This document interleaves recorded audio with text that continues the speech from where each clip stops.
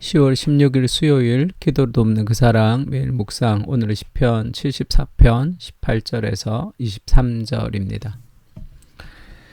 20절에 보면 그런 말씀 있죠. 그 언약을 눈여겨보소서 무른 땅에 어두운 곳에 포악한 자의 처소가 가득하나이다.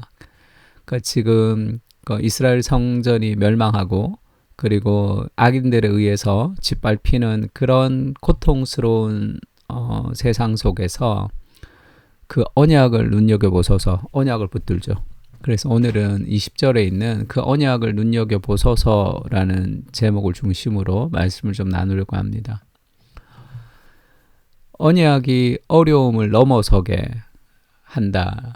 때 18절에 보면 여호와의 이것을 기억하소서 원수가 주를 비방하며 우매한 백성이 주의 이름을 능욕하였나이다. 하나님 좀 기억해 주세요. 지금 왜 우매한 백성들이 이스라엘 하나님의 백성이 이렇게 멸망을 당합니까? 이해할 수 없는 거죠. 주의 맷 비둘기의 생명을 들짐승에게 주지 마시며 주의 가난한 자의 목숨을 영원히 잊지 마소서. 우리가 너무 고통을 당하고 힘듭니다. 하나님 도와주세요. 왜 이런 일이 일어나는지 우리가 알지 못합니다. 그런 어렵고 혼란스러운 상황 속에서도 시인이 기도한다 얘기했습니다. 근데 그냥 기도만 해서는 안 되죠. 무언가 마음의 확신을 붙들어야 돼. 하나님이 있나 없나, 하나님 나한테 왜 이러시나, 지금 그런 갈등 속에서 그가 붙드는 것이 20절의 언약입니다. 그 언약을 눈여겨보소서 무른 땅의 어두운 곳에 포악한 자의 처소가 가득하나이다. 하나님 언약을 기억합니다. 그 언약을 돌아보십시오. 이렇게 얘기하죠. 내가 너의 하나님이 되고 나는 너의 하나님이 되고 너희는 나의 백성이 되리라 했던 그 언약. 변하지 않는 그 언약이죠. 아브라함과 하나님이 언약을 맺을 때 횃불이 그 쪼갠 고기 사이로 갔던 그 언약입니다. 내가 죽어서라도 이 언약을 반드시 지킬 것이다 라는 그 약속을 하나님 지켜주십시오. 그 언약을 붙드는 거죠. 그것은 영원하니까. 결혼 생활이 여러 가지 힘들어질 때마다 우리가 붙들어야 되는 것이 있다면 언약이죠. 감정은 사라집니다. 그리고 그 인간의 어떤 그 사람을 사랑했던 그런 그 호르몬도 좀 줄어들죠. 그러나 우리의 그 결혼을 이끌어가는 것은 하나님의 언약이 영원한 언약입니다. 그러니까 그 힘든 상황 속에 마치 하나님으로부터 버림받은 상황 속에서 우리가 기억하는 것이 언약이죠. 그 언약은 변하지 않으니까. 영원히 나를 사랑하시는 그 하나님이 지금 이해할 수 없지만 그 언약을 붙들 때 우리는 어려움을 통과할 수 있습니다. 이게 끝이 없는 굴처럼 보이지만 터널이라는 것을 알 수 있는 거죠. 왜냐하면 하나님이 언약하셨기 때문에. 그 언약은 반드시 우리를 아름다운 길로 인도하실 것이라는 확신을 주는 거죠. 그래서 인생의 어려움, 어두움을 이겨서는 것은 하나님의 언약을 붙드는 거예요. 근데 그 언약을 붙드는 것은 내가 생각했던 이상의 하나님의 세계가 펼쳐진다는 것에 대한 신뢰가 필요합니다. 학대받는 자가 부끄러이 돌아가게 하지 마시고 가난한 자와 궁핍한 자가 주의 이름을 찬송하게 하소서. 이게 하나님의 언약이니까. 하나님이여 일어나 주의 원통함을 푸시고 우매한 자가 종일 주를 비방하는 것을 기억하소서. 주의 대적들의 소리를 잊지 마소서. 일어나 주께 항거하는 자의 떠드는 소리가 항상 주께 상달되나이다. 하나님의 그 언약대로 하나님의 역사를 이루어 주십시오. 이렇게 얘기합니다. 예루살렘 성전이 멸망하면서 그래도 하나님이 우리를 사랑하신다는 그 언약을 붙들고 기도하는 것은 너무 좋은 거지만 그 언약을 붙들 때 이 시인이 알 수 없는 세계들이 있는 거죠.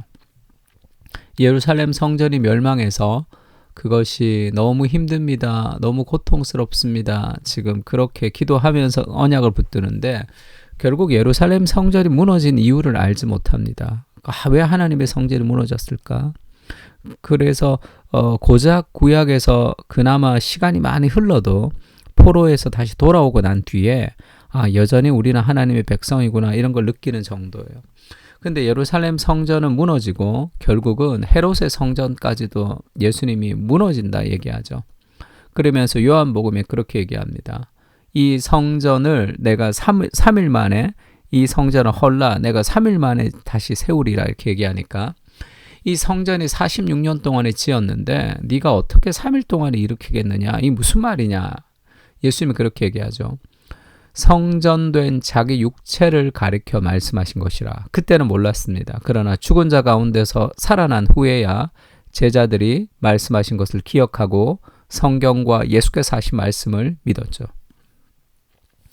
그러니까 성전은 무너져야 돼요. 결국 그 구약의 성전은 결국 그리스도가 이 땅에 오시는 육체로 이 땅에 오시는 성육신 임마누엘의 그림자였거든요.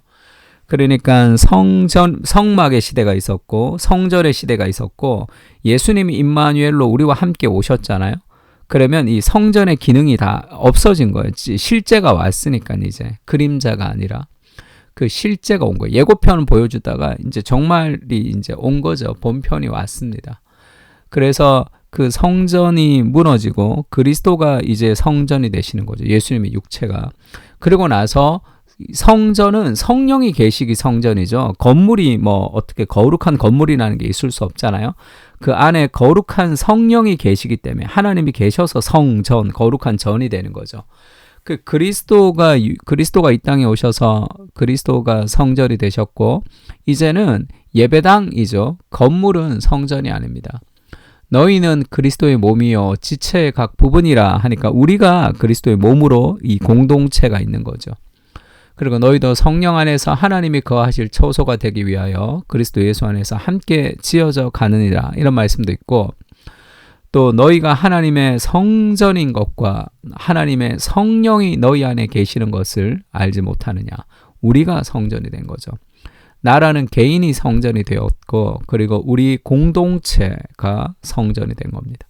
그 사랑교회 하면 디랩 6층이 아니죠. 그러니까 우리는 조금 더 이해하기가 쉽겠죠. 어떤 교회 건물이 있는 데는 교회 하면 건물을 생각합니다. 우리는 교회가 건물이 없으니까 교회 하면 우리가 예배드리는 사람들의 모임을 생각하는 거죠. 그게 더 성경적이죠. 교회는 건물이 아니라 성전은 우리가 성전이죠. 하나님의 공동체가 성전이 됐습니다. 근데 예루살렘 성전이 무너지고 나서 그 언약을 붙들고 하나님 우리가 멸망했습니까? 왜 예루살렘 성전이 멸망했습니까? 여전히 우리는 하나님의 백성입니까? 이렇게 기도하던 그 언약을 붙들고 기도했던 이 시편의 기자가 이것을 몰랐겠죠. 이 성전이 무너진 것을 아파하면서 그리고 그나마 그래도 그 여전히 하나님의 구약의 언약을 기억하면서 믿음을 이어가는 이 시편의 기자는 성전이 반드시 무너지고 그것으로 이스라엘이 회복되고 예수님이 오시고 그리고 영광스러운 그리스도의 교회가 성전이 되고 마지막 날에 영원한 새 예루살렘이 진정한 하나님의 교회로 이 땅 가운데 등장한다는 그 하나님의 이 구구한 이 메타 내러티브 그 위대한 하나님의 역사를 알지 못했겠죠. 그래서 하나님의 언약을 우리가 믿고 기도한다고 할 때 그 언약은 우리가 믿을 수 있는 만큼만 믿는 겁니다. 하나님의 언약 안에는 더 큰 세계들이 있는 거예요. 그래서 그것을 신뢰하는 거죠. 이해가 잘 안 됩니다. 하지만 하나님 예루살렘 성전이 멸망되었지만 나는 하나님이 나를 버리지 않는다는 약속을 믿고 기도합니다. 그러나 그 약속은 단순히 예루살렘 성전이 회복되고 포로에서 돌아오는 그 정도가 아니란 말이에요. 그것도 우리가 이해하기가 쉽지가 않은데 하나님의 언약 안에는 더 크고 놀라운 일들이 있는 거죠. 에베소 3장 20절에는 그렇게 얘기합니다. 우리 가운데 역사하시는 능력대로 우리가 구하거나 생각하는 모든 것에 더 넘치도록 능히 하시리에게. 이것은 우리가 1을 기도했는데 하나님 10을 주셔서 넘쳤다 이런 얘기가 아니라 우리가 기도했던 기도가 1이라면 우리가 10을 응답을 받을 수도 있겠죠.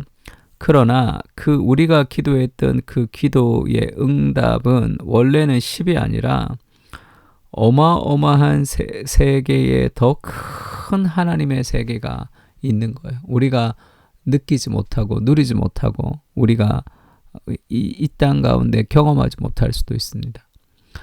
그 구약의 지금 시편의 기자가 예루살렘 성전이 무너지고 나서 그 하나님의 언약을 붙들고 기도할 때 그가 누리는 그 행복, 그가 누리는 어려움을 통과하는 은혜, 그거는 그 언약에 1도 알지 못하는 거죠.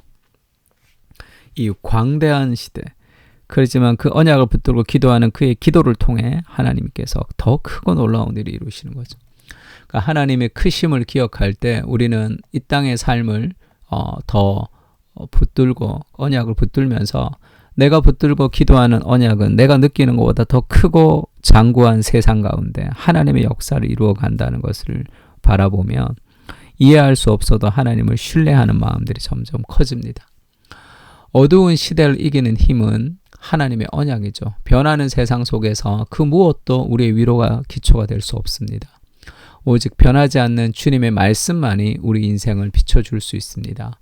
그 확신을 가지고 기도하게 하시고 인생의 터널을 지나게 하여 주시옵소서. 그 언약 안에는 내가 알지 못하는 크고 놀라운 비밀들이 있습니다. 내 생각보다 크신 하나님의 생각을 신뢰하며 오늘도 주님의 언약을 붙듭니다. 우리를 살게 하는 것은 나의 결심이 아니라 오직 주의 언약입니다. 아멘. 우리 하나님 언약을 기억하면서 같이 기도했으면 좋겠습니다. 기도하겠습니다.